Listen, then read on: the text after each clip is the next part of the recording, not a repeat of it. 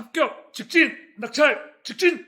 안녕하십니까. 직진기술사 김정호입니다. 자, 대한민국 공공조달 시장 분명히 엄청난 기회의 땅이지만 막상 도전해 보려고 하면 복잡한 법규 또 방대한 분량의 교재 어디서부터 손대야 할지 막막하실 겁니다. 근데 저와 함께 하시면 이제 조금 더 쉽게 접근하실 수 있겠죠. 공공조달관리사 자격증 취득에 필요한 현장에서 실질적으로 어떻게 하는지 이런 것까지 이제 입찰의 노하우, 낙찰의 노하우, 물론 현업에 종사하고 계신 분들도 계시죠. 현업에 종사하고 계시는 분들 또 발주 부서에 계시는 분들 이런 분들도 많이 계세요. 조달청에 근무하셨던 분들 이런 분들이 입찰의 전문가시죠. 그렇지만 저는 확실한 합격의 전문가입니다. 시험은 붙는 요령이 따로 있죠. 그래서 제가 이 공공조달관리사 여러분과 함께 공부해 보려고 합니다. 입찰 굉장히 오랫동안 봐왔습니다. 처음에 건설회사에서 직장 생활하면서 그 현장 입찰까지 종이로 써내는 투찰까지 하면서 적격 심사가 처음 생길 때부터 계속해서 그 입찰 업무는 사실 어떤 업무라기보다는 생존 기술입니다. 이 생존 기술을 시험 과목으로 가르친다? 확실하게 저는 합격 기술까지 같이 안내해 드리겠습니다. 그래서 공공조달관리사 자격증 취득부터 여러분들이 현장에서 내가 투찰해야 되는 업무까지 실제 현장에서 이제 실질적으로 이제 조달 업무, 물론 이 부분은 저한테 약점이지만 제가 약점이 없다고 말씀드리진 않겠습니다. 그렇지만 누구에게나 다 약점은 있죠. 어쨌든 합격을 위해 여러분이 먼 길로 돌아가지 않고 가장 빠른 직진 코스를 밟으실 수 있도록 제가 여러분과 함께 여러분의 확실한 길잡이가 되어드리겠습니다. 저는 학력이나 경력으로 말하지 않겠습니다. 핵심을 콕 찍어서 여러분을 확실한 합격의 길로 안내하겠습니다. 제 채널에 유일한 목적과 방향성이 있다면 그건 오로지 딱 하나, 여러분들의 합격입니다. 제가 수험서를 몇 달 동안 준비를 하면서 작년부터 쭉 준비를 해오면서 굉장히 수험서에 공부해야 될 분량이 많다 이걸 느꼈습니다. 공부에는 왕도가 없죠. 전체를 다 보는 게 맞습니다. 그렇지만 그 많은 책들을 어떻게 다 볼 거냐는 거예요. 그래서 저는 여러분들한테 과감히 그 내용들 수험서를 제가 직접 기획하고 집필하면서 출제자의 시선으로 얘를 다시 뜯어보고 불필요한 내용은 과감히 제거하고 여러분들이 핵심 내용을 바로 접근할 수 있도록 그래야 합격 직진 되겠죠. 그래 여러분의 소중한 시간과 노력을 제가 확실하게 아껴드리려고 합니다. 공공조달관리사 객관식에서 넘어야 될 산이 3개입니다. 근데 이 세 과목이 어떻게 돼 있냐면 이제 전체적으로 이렇게 놓고 보신다면 공공조달과 법 제도의 이해, 그리고 국가계약법, 지방계약법, 그리고 그러니까 그 계약법이라고 줄여서 말하지만 국가를 당사자로 하는 계약에 관한 법률, 지방자치단체를 당사자로 하는 계약에 관한 법률, 조달하고 관련된 업무들을 다루고 있는 공공조달의 원칙 이런 것들이 공공조달과 법제도의 이해라는 과목으로 출제가 되고 이 과목이 1차에서 총 80문제로 구성이 되어 있는데 그 첫 과목이 공공조달과 법제도의 이해입니다.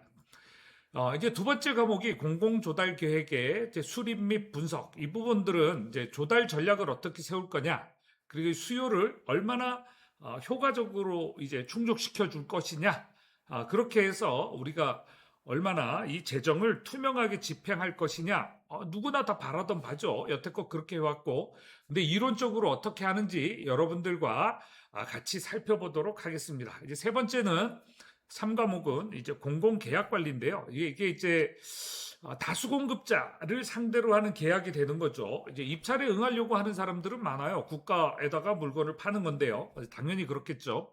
그 제도를 MAS라고 합니다. 근데 이게 주로 어디에서 이루어지냐면 나라 장터에서 이루어지죠. 그러니까 이 부분에 대해서 계약이 이루어지고 입찰이 이제 이루어지고 그 낙찰자가 결정이 됐다면, 이제 공급자가 결정이 됐다면 이런 것들에 대해서 계약 체결 후에 실제로 이루어질 프로세스, 이런 것들은요, 사실 뭐 복잡하게 공부할 것도 없어요. 그냥 핵심 원리만 잘 파악하고 우리가 시험에 어떤 문제가 나올 거냐, 이게 초회 시험인데 어떤 문제가 나올 거냐, 어느 수준에 나올 거냐, 이거는 사실 그 공부하는 내용, 이런 것들을 보면 알 수 있어요. 이게 공공조달계획이 우리가 학문으로 어렵게 접근해야 될 부분은 아니라는 거죠. 실제로 이루어지고 있는 것들, 국가에서 실제로 이루어지고 있는 업무들은 어렵게 다루지 않습니다. 고등학교 정도 수준에서 2년제 대학에서 이제 다루고 있는 정도가 될 건데, 실제로 출제되는 수준은 아마 산업기사하고 기능사의 중간 수준이 아닐까 싶어요.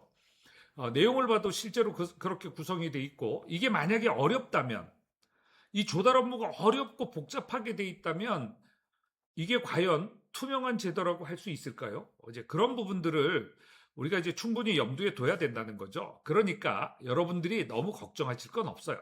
저와 함께 원리를 같이 따라가면서 보시면 되는 거죠.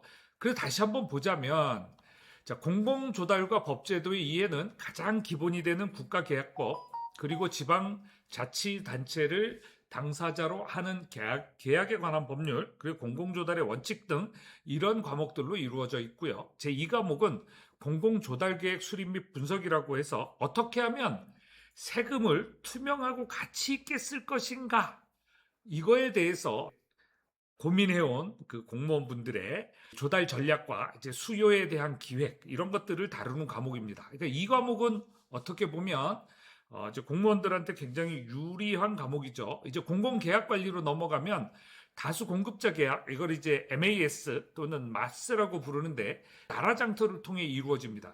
계약이 되고 난 이후에 어떻게 될 거냐, 이제 낙찰자가 결정이 되고 난 이후에, 그리고 계약을 체결하고 실제로 물품을 공급받고 대금을 지급할 때까지, 그때 실질적인 프로세스를 묻는 완전 실무형 과목입니다. 이 대목은 잘 보시면 이 상과목 부분이 나중에 실기, 필답에서 비중이 상당히 높게 나올 거라는 걸 예측할 수 있겠죠. 왜냐하면 우리가 실무를 다루기 위해서 가는 거니까요. 그래서 공무원으로서의 실무, 그리고 내가 낙찰자로서의, 그러니까 물품을 납품하는 사람으로서의, 용역을 공급하는 사람으로서의 이제 요거를 봐야 되겠죠. 그래서 이제 객관식 이 세 과목이 끝났다고 완전히 다 끝난 게 아니죠. 객관식 시험 보고 나면 한 달에서 한 달 반 정도의 시간이 있습니다. 그럼 이 부분에 대해서 주관식은 어떻게 준비할 거냐? 이제 이것도 고민을 한번 해봐야 되겠죠. 그래서 그 부분은 사실 주관식은 우리가 객관식 위주로 많이 공부를 해왔어요. 그리고 객관식은 다 사지선다형으로 이루어져 있죠. 우리의 뇌는 두 개나 세 개에 익숙해요. 그래서 네 개째 감에 헷갈리기 시작해요. 우리가 객관식 사지선다형으로 시험을 보는 문제들이 그냥 나온 게 아니라는 거죠. 그래서 이 단순 암기식이지만 소설처럼 길게 쓰는 게 아닙니다. 짧게 짧게 쓰는 겁니다. 그래서 이 채점하시는 분이 이게 원하는 키워드를 정확히 써야 됩니다. 그리고 인력공단으로 출제가 넘어갔기 때문에 이 채점관만 채점을 하는 게 아니에요. 일반인의 시각에서도 다시 한번 채점을 합니다. 근데 그런 것들을 정확히 알고 있어야 되겠죠. 그러면 2차 최종 관문, 이 실기시험은 주로 공공조달관리 실무에 대해서 필답형, 주관식으로 보기 때문에 미리 준비를 안 해두고 객관식 딱 통과했다, 이게 끝나냐? 아니라는 거예요. 손으로 많이 써보셔야 되죠. 그래서 눈으로 읽고 이해해서 보는 객관식하고는 완전히 다릅니다. 내 손으로 직접 이렇게 써서 내가 답안지를 내는 거는 완전히 다른 영역의 시험이라는 거죠. 그러니까 미리 준비해야 됩니다. 걱정하신다고요? 걱정하지 마세요. 제가 있잖아요. 제가 여러분들을 도와드리겠습니다. 합격 직진, 낙찰 직진. 예, 저는 김정호입니다. 자, 주관식 시험은 소설처럼 길고 장황하게 쓰는 게 아닙니다. 채점관이 원하는 핵심 키워드를 답안지에 정확하게 써넣는 거죠.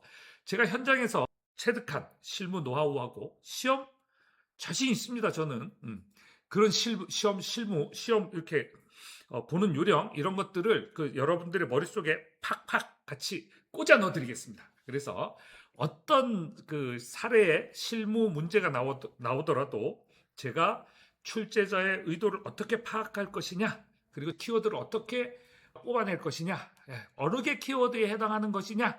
그래서 그거를 알려드리고 여러분들이 매끄럽게 답안을 작성할 수 있도록 이렇게 해드리겠습니다. 사실 출제자의 의도를 파악하는 건 굉장히 중요하죠. 그래서 제가 이제 할 방향은 이렇습니다.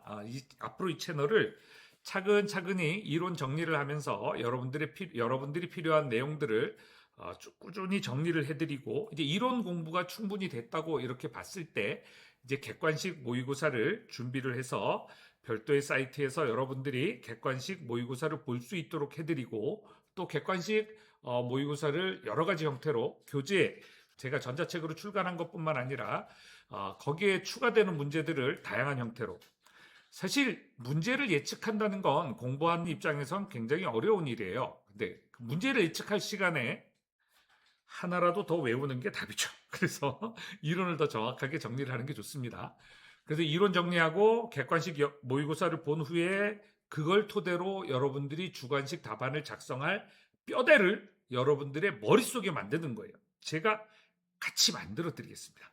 그래서 이 과정들을 여러분들이 차근차근 이 유튜브 채널을 통해서 또 다른 그 수업 경로를 통해서 여러분들이 접하신다면 좋을 거고요. 저는 최대한 여러분들의 입장에서 여러분들의 학습 리듬이 깨지지 않도록 여러분들이 1차 시험을 무사히 통과할 수 있도록, 여러분 적격 심사에서 2점은요 낙찰이냐 낙찰이 아니냐를 결정하는 겁니다. 어마어마한 점수 차이예요. 낙찰과 낙찰 안 받은 거는 여러분들의 회사의 매출에 어마어마한 차이를 낳습니다. 그 2점 포기하실 겁니까? 공공조달관리사 꼭 취득하셔야 됩니다. 자, 그래서 저는 이론부터 객관식 모의고사 그리고 주관식 답안의 뼈대까지 제가 여러분과 함께 하겠습니다. 그리고 반드시 여러분들이 이 자격증 공공조달관리사를 취득하게 해드리고, 그리고 여러분들의 회사가 꼭 낙찰받을 수 있도록 도와드리겠습니다. 합격으로 가는 가장 확실한 직성 코스, 저 직진기술사 김정호가 여러분의 페이스메이커로 함께 끝까지 달리며 노력하겠습니다. 합격! 직진! 다음 강의에서 뵙겠습니다. 감사합니다. 혹시 잊으신 거 아니죠? 구독, 좋아요, 알림 설정 해주셔야 저를 다음 유튜브 강의에서 꼭 만나실 수 있습니다. 구독, 좋아요 잊지 마세요. 감사합니다.